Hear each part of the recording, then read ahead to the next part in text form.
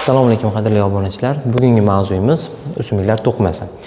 Hop, to'qima mavzusi DTMda eng ko'p tushadigan savollardan bittasi. Ya'ni botanikani asosiy negizlaridan bittasi, asoslisi ham bo'ladi.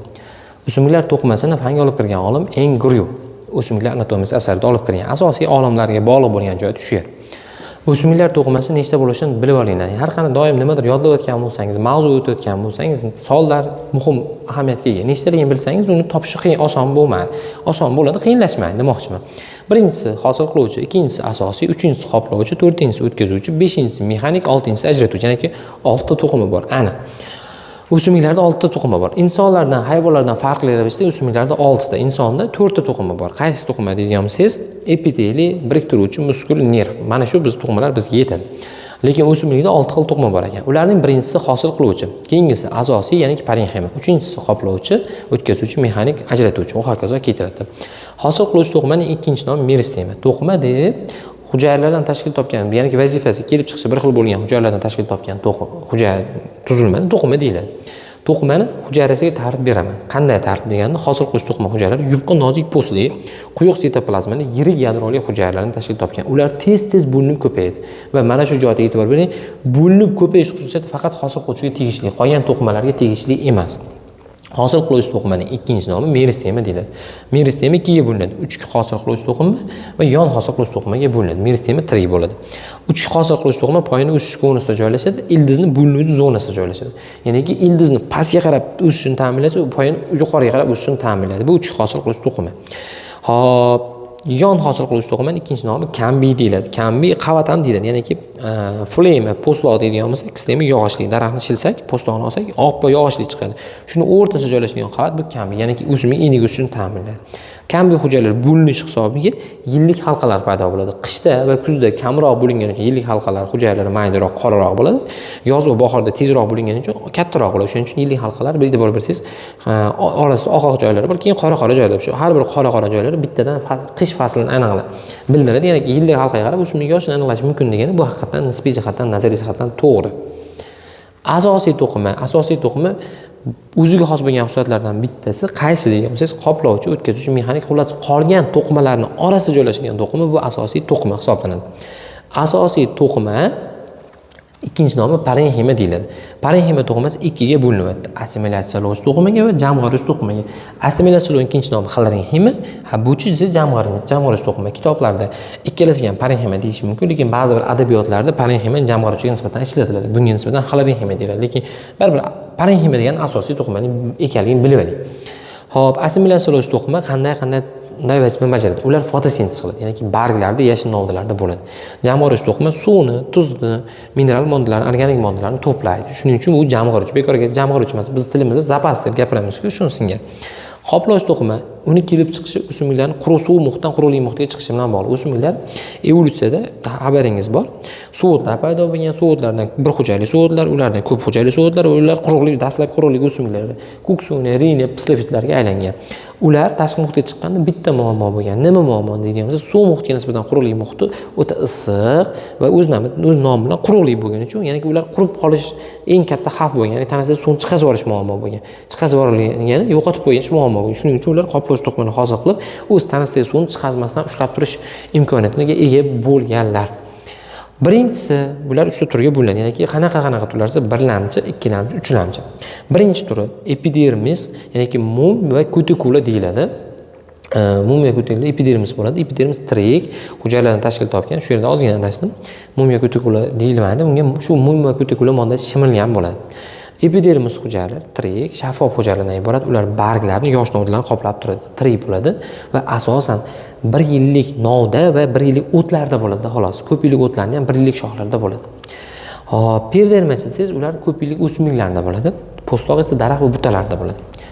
Epidermis ham, perdermis ham hozir aytib turganimdek, hamma suv bo'lishini kamaytirish uchun xizmat qiladi. Ya'ni bunga qanday erishadi? Epidermis mum va kutikula orqali erishadi. Mum va kutikula yoqsimon modda bo'lib, u suvni chiqazib yubormaydi. Perderma subrin modda shimilgan bo'lgani uchun u suvni moddani chiqazib yubormaydi. Perderma ichida po'kak hujayralar bor. Bular o'lik bo'ladi. Ya'ni perderma tarkibida o'lik hujayralar ham bor qisman, tirik hujayralar ham bor qisman. Ya'ni aralash hujayra desak bo'laveradi. Keyingisi postloq. Po'stloq hujayrasi qavat hosil bo'lgan epidermalardan hosil bo'lgan qatlam hisoblanib, bu po'stloq deyiladi. Ularda faqat o'lik hujayralar bo'lgani uchun bu hujayralar o'lik hujayralar bo'lgani uchun ular bo'linmaydi, ko'paymaydi. Shuning uchun o'smir o'sgan sari torlik qilgani uchun yorilib ketadi. Daraxtlarning tanasida ko'rganmiz. Demak, yorug' bo'lishining sababi mana shu. Keyingisi o'tkazuvchi to'qima. O'tkazuvchi to'qima qanday turlari bor? O'tkazuvchi to'qima o'z nomi bilan o'tkazuvchi to'qimadagi moddalarning harakatini ta'minlaydi. O'tkazuvchi to'qima ikki xil bo'ladi. Flema naylar va kislema naylar.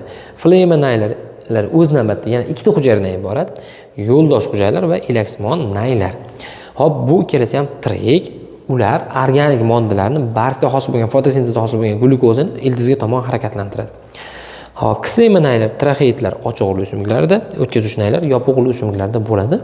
Bular ildizda hosil bo'lgan suvni tuz bilan birgalikda bargga yetkazadi. Ya'niki kislema naylar pastdan yuqoriga qarab harakatlansa, flema naylar yuqoridan pastga qarab harakatlanadi. Mana shunisi bilan bir-biridan farq qiladi. Keyingi to'qimamiz mexanik to'qima. Mexanik to'qima qanday bo'ladi? Mexanik to'qima o'simlikni sinishdan, shikastlanishdan saqlaydi. Nima farqi bor deganda, mexanik to'qima ikki xil bo'ladi. Kolinxema, sklinxema. Ikkalasi ham tuzilishi bir xil, ikkalasi ham hujayra qobiq qalin bo'ladi. Va nimasi bilan farq qiladi unda? Asosiy farqi ularning tirikligi va o'likligida farq qiladi. Kolinxema tirik, sklinxema o'lik. Shu asosiy farqi. Keyingisi kolinxema yosh novdalarda bargbanda bo'ladi. U unda xillar plastlar borligi uchun fotosintez qiladi. Sklinxemadan farqi. Sklinxemachi desangiz, sklinxema ikkiga bo'linadi shakliga qarab. Uzun ingichka bo'ladigan bo'lsa tolalar, yumaloq bo'ladigan bo'lsa tosh hujayralar. Tosh hujayralarning ikkinchi nomi sklerid deyiladi.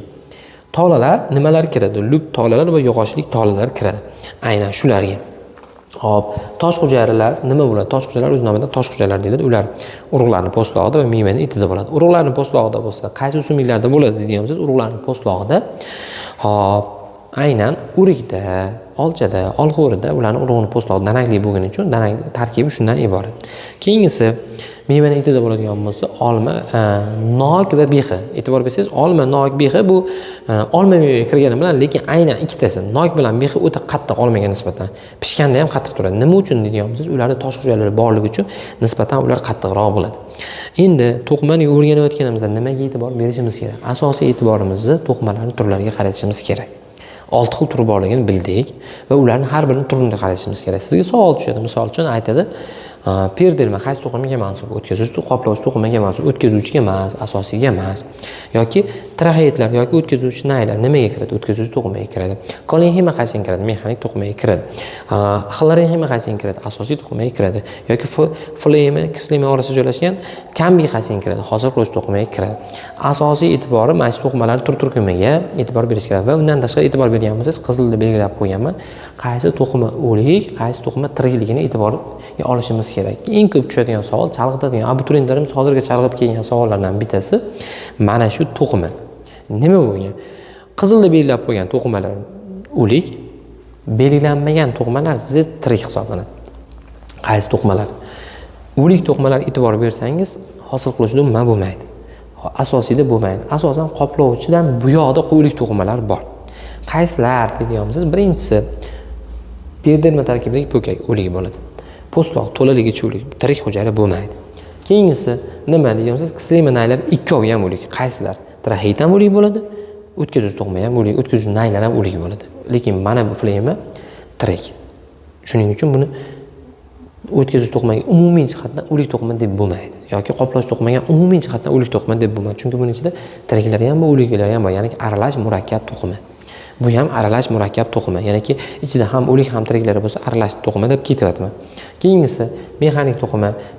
Sklinxema o'lik, kolinxema tirik. Sklinxema tarkibidagi barchasi o'lik hisoblanadi. Hop, aytmay ketdim, ajratuvchi to'qima nimaga turga bo'linmagan chekkaga tiqib qo'ydingiz. Ajratuvchi to'qima uncha murakkab to'qima emas. U asosan kauchuk, smola, balsam, nektar, o'simlik ajratib chiqaradigan moddalarni, fitonslarni ajratib chiqazadi. Misol uchun, mum, kutikuli, subirin ham shu ajratuvchi to'qimadan ajralib chiqqan. Asosiy siz chalg'itadigan to'qimalar shu sxemada berilgan mana shu mexanik, o'tkazuvchi, qoplovchi, ajratuvchidan tashqari asosiy va hosil qiluvchi to'qimalar kiradi. Ajratuvchi to'qimaning turlari bo'lmagani uchun uni chekkaga olib qo'ydim. Mana shu pastdagi 5 ta to'qimani siz cho'tkilab biladigan bo'lsangiz, imtihonda aniq bilaman, to'qimalar mavzusidan umuman xato qilmaysiz. Agar darsimiz sizga yoqqan bo'lsa, manfaatli bo'lgan bo'lsa, like bosishni unutmaysiz. Telegram kanalimizga obuna bo'ling. Telegram kanalimiz shapkasida bor. Telegramimizda bundan ko'ra ko'proq ma'lumotlar, testlar, qo'llanmalar, PDF va rasm yoki yozuv holatida tashlab bo'ladi. Ularni ko'rsangiz albatta siz uchun manfaatli bo'ladi. Rahmat kattaga.